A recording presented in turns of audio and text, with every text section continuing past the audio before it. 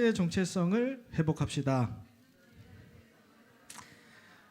자, 안 하는 사람 한 7명 봤어요. 자, 반대편으로 렘넌트의 정체성을 회복합시다. 예, 오늘 말씀 제목은 상처에서 사명으로입니다. 누구에게나 여러분 상처가 있습니다. 어떤 사람에게는 가정의 문제가 있고요. 또 어떤 사람은 인간관계 때문에 상처를 받았다. 또 아니면 반복되는 실패 가운데 상처가 된다. 아니면 나 스스로 한 게 때문에 상처가 된다. 사실 이 사단의 배경 속에 있는 이 세상 나라에 우리가 살고 있기 때문에 상처를 주고받을 수 없는 게 세상입니다.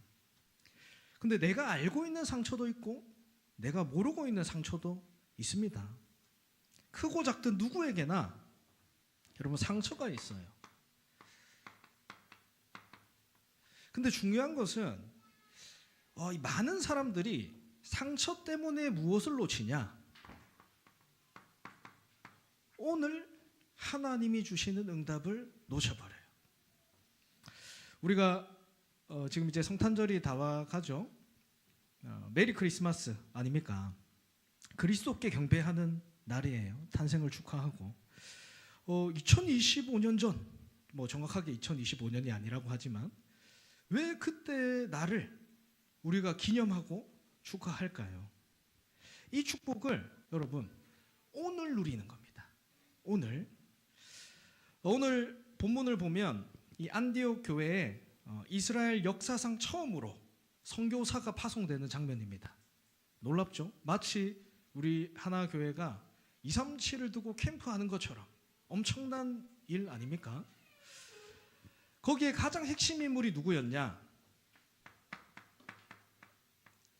바울이라는 사람이에요. 이 바울에게도 뭐가 있었냐? 상처가 있었어요. 바울의 과거가 어떠했습니까? 여러분 잘 알고 있죠. 굉장히 부유한 집안에 살고 있었어요. 그리고 또 좋은 학교, 지금으로 치면 좋은 학교죠. 좋은 학교까지 나왔던 이 뛰어난 바울이 무슨 문제가 있었느냐? 아닙니다. 사도행전 9장 1절에 그 당시에 바울이 어떤 상태였는지 말하고 있어요. 뭐라고 얘기하냐? 위협과 살기가 등등하여 예수 믿는 사람을 잡으러 다닌다 얘기해요. 여기서 살기가 무슨 말이냐? 살인하고자 하는 의지, 죽이고 싶어서 참을 수 없는 상태.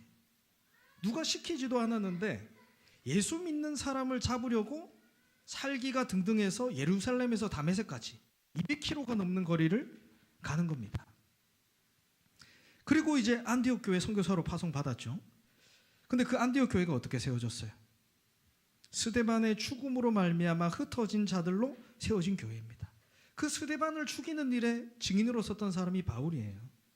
왜 이런 일을 했을까요? 바울이 그냥 한 게 아니에요. 내 나름대로 하나님을 잘 믿는다고 했었는데 일어난 일입니다. 우리도 마찬가지예요. 나는 하나님을 믿는데요. 나는 하나님을 믿고 열심히 하는데요. 오히려 문제와 어려움이 더 찾아올 수 있어요. 해결할 수 없는 상처 같은 일들이 몰려올 수 있어요. 그때가 중요합니다. 그때가 뭐냐? 하나님이 주시는 사명을 발견하는 자리예요. 그때가 하나님이 주신 사명을 회복하는 자리예요. 바울이 이 답을 찾았습니다. 뭘 찾았냐? 바울은 그 상처의 자리에서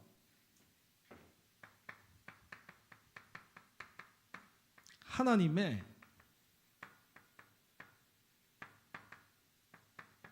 절대 계획을 찾았습니다. 하나님의 절대 계획이 뭡니까? 나를 향한 구원의 계획이에요. 여러분, 나의 상처가 있습니까? 나에게 어려움과 갈등이 있습니까? 거기서 하나님의 절대 계획을 발견하세요. 그게 뭐냐? 나를 향한 구원의 계획입니다. 그 상처 가득한 바울에게 하나님께서 직접 찾아오신 것이에요. 내가 어려운 그때가 하나님께서 나를 찾아오신 구원의 계획을 발견하는 자리입니다. 그냥 구원의 계획이 아니에요. 뭡니까? 오직이에요. 오직. 세상 사람들은 교회를 간다고 할 때 어떻게 합니까? 좋게 보는 사람들도 있어요. 근데 어떻게 보냐? 한 가지 경험으로 봐요. 인생 살면서 교회 한번 가보는 거 좋지. 안 가는 것보다 한번 가보는 게 좋지 않겠냐? 아니면 또 내가 의지하는 한 가지의 수단으로 봐요. 내가 힘들고 외로울 때 종교를 가지면 위로를 받을 수 있지 않냐? 아니면 혹시나 내가 지금 원하고 있는 그 소원들이 이루어질까 봐 교회를 오기도 합니다. 아니에요. 구원의 계획은 뭐냐? 여러분, 구원은 내가 죽느냐 사느냐의 문제예요.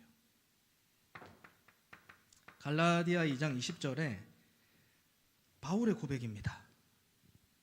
내가 멸망받을 수밖에 없는 나는 이제 그리스도 안에서 죽고 내가 그리스도 안에서 산다. 멸망받을 나는 죽고 내 안에 그리스도께서 사신다. 구원은 죽느냐 사느냐의 문제예요. 여러분, 구원은 절대 불가능한 나에게 막을 수 없는 은혜로 하나님이 찾아오신 사랑이에요. 갈라디아 6장 14절에 바울이 고백합니다. 나는 그리스도께서 십자가에서 나를 위해 죽으신 것 말고는 내가 자랑할 것이 없다. 바울은 그 상처 속에서 나를 향한 구원의 계획을 발견했어요. 그래서 상처가 되는 그 일이 상처에서 끝나는 게 아니라 오늘 나의 사명이 되시길 주님의 이름으로 축복합니다. 나를 향한 구원의 계획이 아니에요. 그걸 넘어서 현장과 시대를 향한 구원의 계획을 발견했어요. 이게 바울입니다. 이 일 때문에 하나님께서 나를 부르셨구나. 이게 바울의 정체성이었어요. 여러분, 이 시대에 왜 재앙이 올까요? 왜 재앙이 옵니까? 하나님의 계획인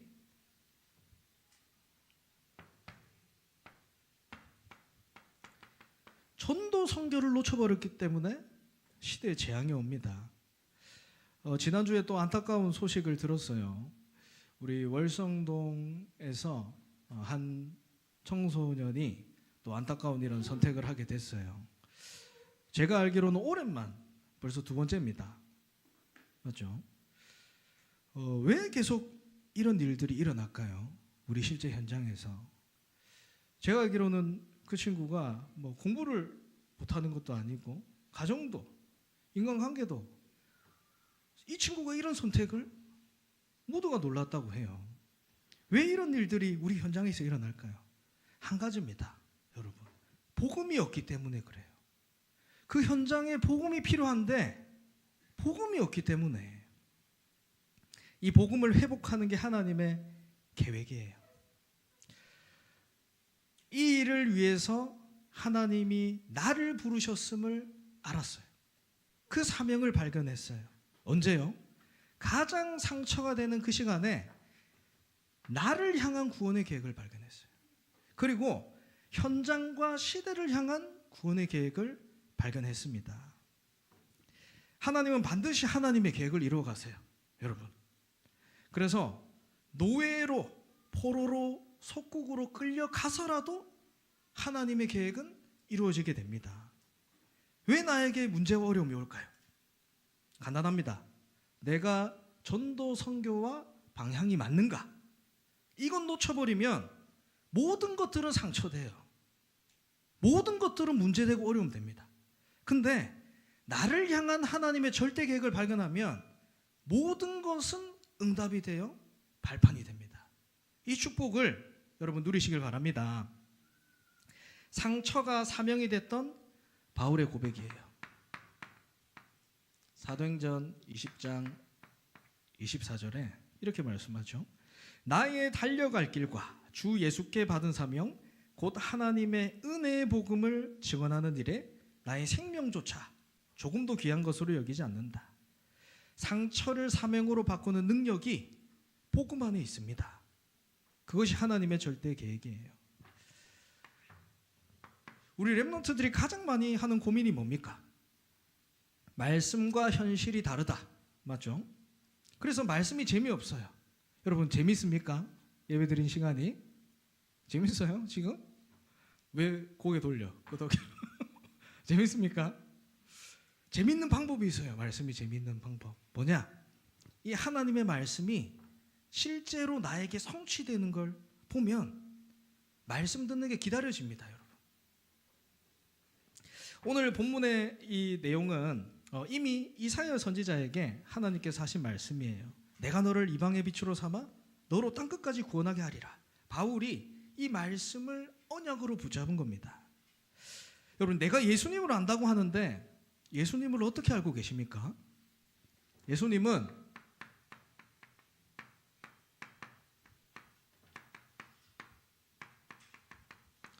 구원자로 오신 예수입니다. 구원자로 오셨어요. 예수님의 이름 뜻이 뭐예요?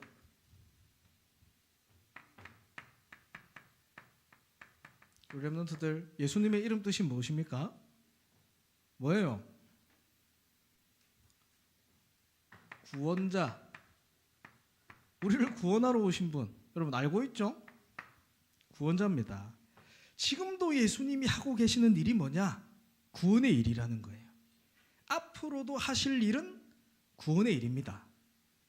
그래서 여러분 예수님을 잘 알아야 돼요. 예수님의 기준이 뭐냐? 구원이라니까요.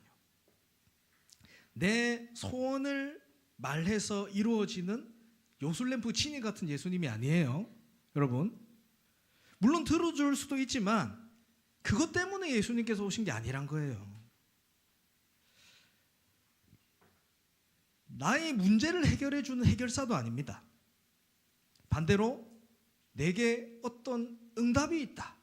그러면 하나님은 구원하기 위해서 구원의 축복을 누리기 위해서 하나님이 그 응답을 내게 주신 거예요. 무슨 말이냐? 하나님의 기준이 구원입니다. 여러분이 이거를 가지고 있어야 돼요. 예수님을 알아야 응답을 받죠. 말씀 성취를 받죠. 이 구원은 누가 주는 것입니까? 이 구원은 하나님이 주시는 거예요. 에베소서 1장 4절에 창세전에 그리스도 안에서 우리를 택하사 그리스도께서 우리를 택하셨다라는 거예요. 사도행전 13장 14절에 13장 48절에 이렇게 말씀하죠. 오늘 본문입니다. 영생을 주시기로 작정된 자는 다 믿더라. 하나님께서 창세전에 그리스도 안에서 우리를 택하시고 그리고 구원 주시기로 작정된 자로 우리를 부르셨다라는 거예요. 이게 우리에게 주신 축복입니다. 그래서 우리 인생에 가장 가치 있는 일이 뭐냐? 여러분 구원받은 거예요. 내가 구원받은 게 내 인생에서 가장 가치 있는 일이 되어야 여러분 말씀 성취를 보게 되고 그게 말씀 성취예요. 그래서 바울이 어떻게 합니까? 가는 곳마다 바울은 딴 얘기 안 합니다. 그리스도만 얘기해요. 빌립보서 3장 1절에 말씀하죠. 주 안에서 기뻐하라. 너희에게 같은 말을 쓰는 것이 내게 수고로움이 없고 너희에게 안전하니라. 반복하고 강조합니다. 왜냐하면 가치 있기 때문에. 여러분 진짜 가치 있는 거 붙잡으세요. 구원입니다. 구원. 7절에서 8절에 이렇게 얘기하죠. 뭐라 합니까? 내게 유익하던 것을 해로 여긴다. 그 이유가 나와요. 왜 그러냐? 예수를 아는 지식이 가장 고상하기 때문이다. 바울의 가장 큰 가치는 구원이었어요. 내가 유익하던 것을 해로 여길 만큼, 내 기준과 내 생각들이 필요 없을 만큼 가장 가치 있었던, 이게 구원입니다. 예수님께서 주시는 거예요. 예수님께서 하신 일이 뭡니까? 하신 일은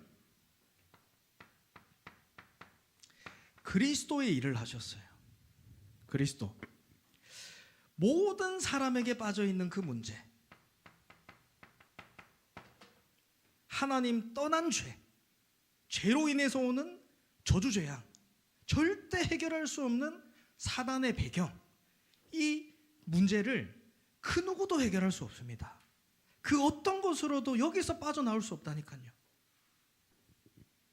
그래서 하나님께서 직접 해결하시기 위해서 인간의 몸을 입고 이 땅에 오신 거예요. 모든 사람이 빠진 문제.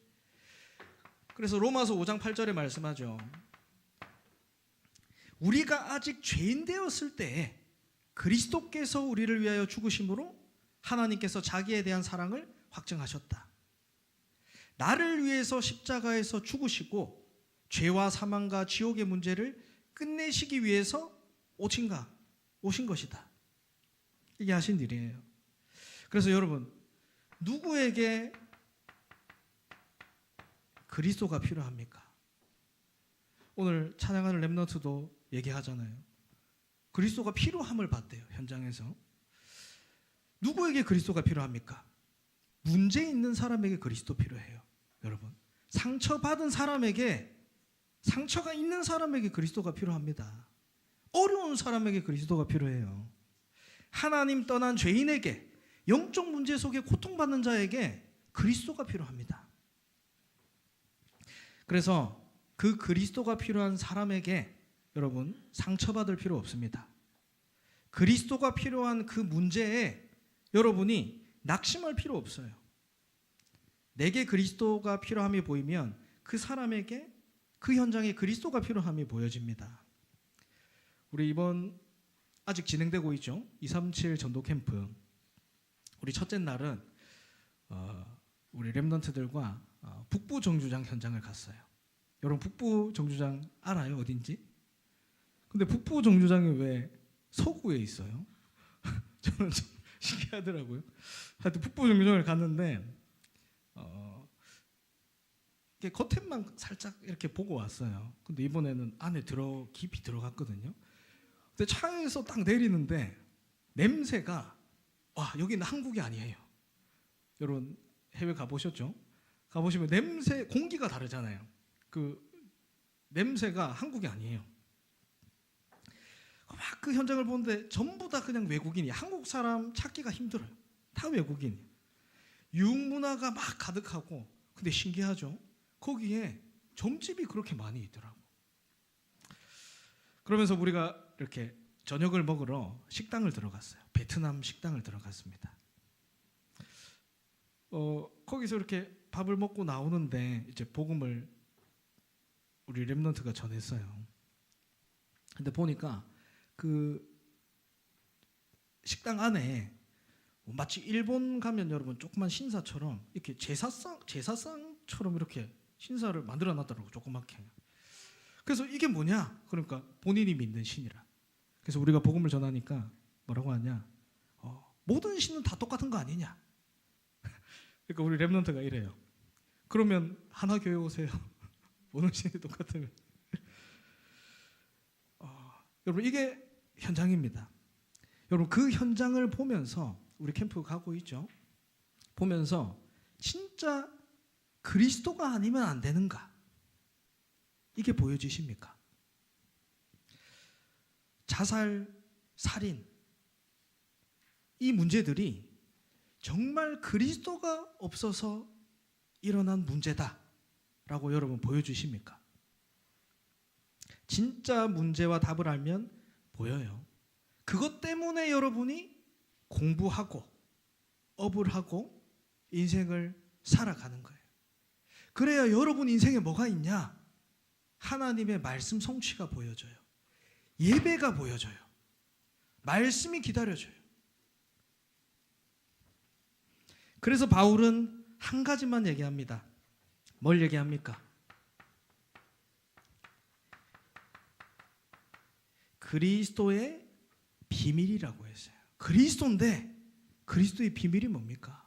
그리스도의 비밀이라고 얘기했어요. 너희가 이 그리스도의 비밀을 알길 원한다.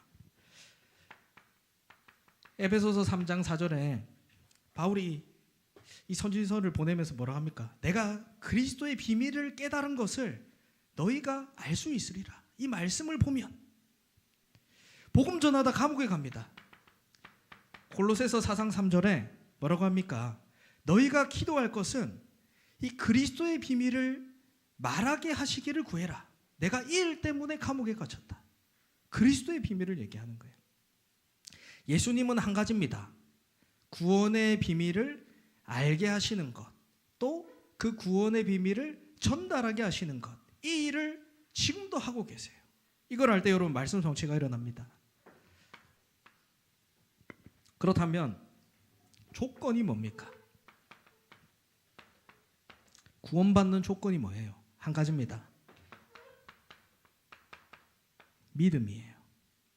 로마서 1장 16절에 말씀하죠. 내가 복음을 부끄러워하지 않는다. 이 복음은 모든 믿는 자들에게 구원을 주시는 하나님의 능력이다. 로마서 10장 13절 9절에 이렇게 얘기합니다. 하나님께서 그를 죽은 자 가운데서 살리신 것을 내 마음에 믿으면 구원받으리라. 한 가지예요. 믿음. 구원자로 오신 예수를 알 때 여러분 말씀의 성취를 볼 수 있어요. 그 예수님께서 지금 하시는 일이 뭘까요? 구체적으로 실제로 치유하시는 거예요. 이게 예수님이 하시는 일입니다. 오늘 읽지 않았지만 사도행전 13장 4절에서 12절에 이 안디옥 교회에서 선교사로 파송받은 처음 이 선교팀이 현장을 가서 처음 본 현장입니다. 선교 현장을 갔는데 가장 먼저 무엇을 봤습니까?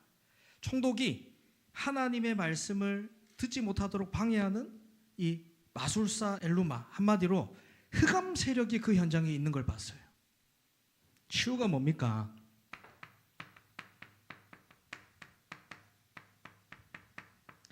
여러분 신분이 치유돼야 돼요. 신분이 치유돼야 됩니다. 어떻게요? 사단의 자녀에서 하나님의 자녀로 신분이 치유돼야 돼요. 이 일을 하나님께서 하시는 거예요. 그리스도를 통해서. 예수를 그리스도로 믿는 순간 여러분 신분이 바뀝니다. 사단의 자녀에서 하나님의 자녀로. 내 아버지가 대통령이다. 그러면 나는 누굽니까? 대통령 자식이에요. 맞죠? 똑같아요. 내 아버지가 하나님이다. 그러면 여러분은 하나님의 자녀예요. 내 모습, 내 상태랑 상관없이 신분이 바뀌어진 거예요. 그래서 여러분, 내가 하나님의 자녀라면 내가 있어야 할 자리에 있으세요. 이스라엘 백성들이 이 430년 만에 출애굽했지만 남아있는 게 뭡니까? 노예 근성이에요. 춥고 배고프니까 뭐라고 합니까? 다시 노예로 돌아가자. 불신앙의 자리에 있었어요. 흑암에서 빠져나오지 못한 거죠. 그러나 소수의 사람이 언약 잡았습니다. 여호수아 갈렙, 반드시 하나님께서 약속하신 그 땅으로 우리를 인도하실 것이다. 그 언약을 붙잡았어요. 심지어 라합은 소문만 듣고도 언약을 붙잡았어요. 내가 어디 자리에 있습니까? 여러분 응답받는 방법이 뭔지 아십니까? 내가 있어야 될 자리에 있는 거예요. 여러분 예배의 자리 놓치지 마세요. 그리고 현장의 다락방의 자리, 또 우리가 지금 전체가 가고 있는 캠프의 자리 놓치지 마세요. 신분이 치유되고 뭘 치유하시냐?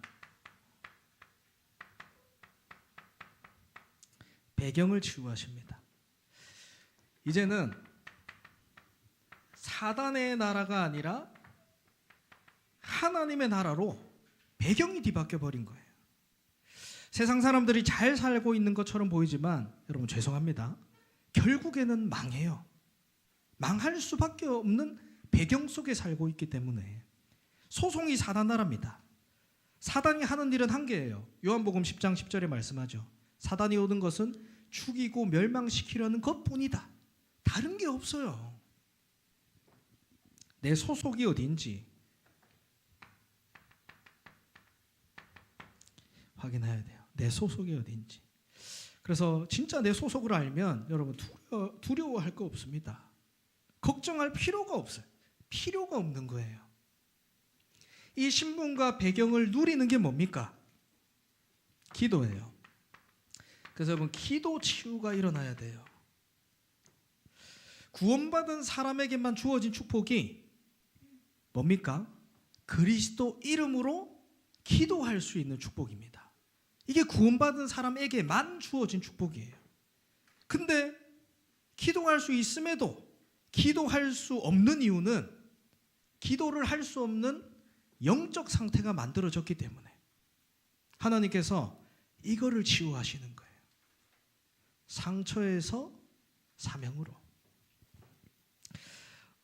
여러분 말씀이 안 들립니까? 기도가 안 됩니까? 그러면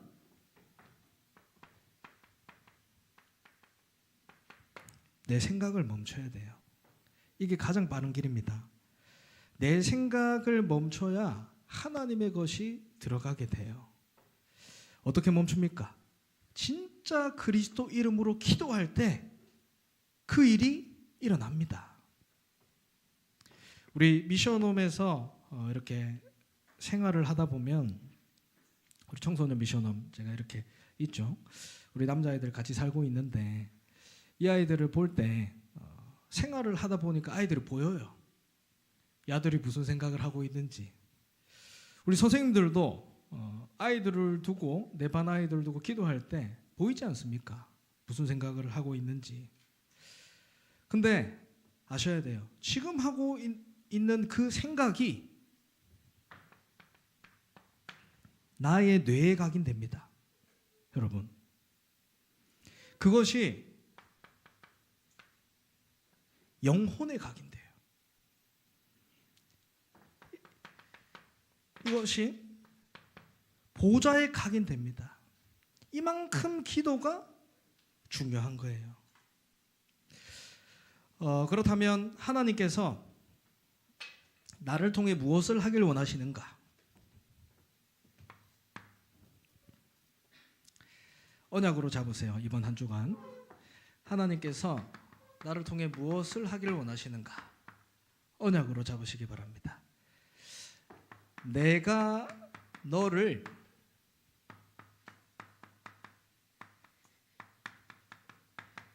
이방의 빛으로 부르셨다. 누가 부르셨다고요? 하나님께서 나를 이방의 빛으로 부르셨다. 내가 아닙니다. 하나님께서 나를 이방인의 빛으로 삼으셨다. 붙잡으시길 바랍니다. 너로 두 번째로 뭐라 합니까? 땅끝까지 구원하게 하시겠다. 어디까지요? 땅끝까지 구원하게 하시겠다. 두 가지 얘기하죠. 언약 붙잡은 사람을 통해서 하나님은 땅끝까지 갈 수 있는 힘을 주신다라는 거예요. 영적으로, 육적으로. 무엇을요? 거기서 구원하게 하시겠다. 그래서 먼저 하나님이 구원의 비밀을 알게 하는 겁니다. 그랬는데 뭐가 있습니까? 영생 주시기로 작정된 자가 있다는 거예요. 하나님께서 영생 주시기로 작정된 자는 다 믿더라. 가기만 했는데 하나님께서 구원 주시기로 작정된 자가 있다라는 거예요. 그래서 어떤 일이 일어납니까? 주의 말씀이 두루 퍼지니라. 네 가지입니다. 하나님께서 나를 이방의 빛으로 삼으셨다. 나를 통해서 땅 끝까지 구원하게 하시겠다. 나의 현장에 구원 주시기로 작정된 자가 있다. 주의 말씀을 붙잡을 때 그 일이 일어난다 라는 거예요. 이 언약을 붙잡은 사람에게 하나님은 모든 응답을 더하십니다. 여러분, 서론에 묶여서 오늘 하나님이 하시는 일을 못 보면 안 돼요. 상처에서 빠져나와 사명으로 가시길 바랍니다.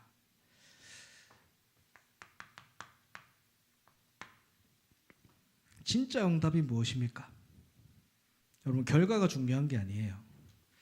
제자들이 이 복음을 전하는데 이 말씀을 듣는 사람도 있었지만 박해하는 사람들도 있었어요.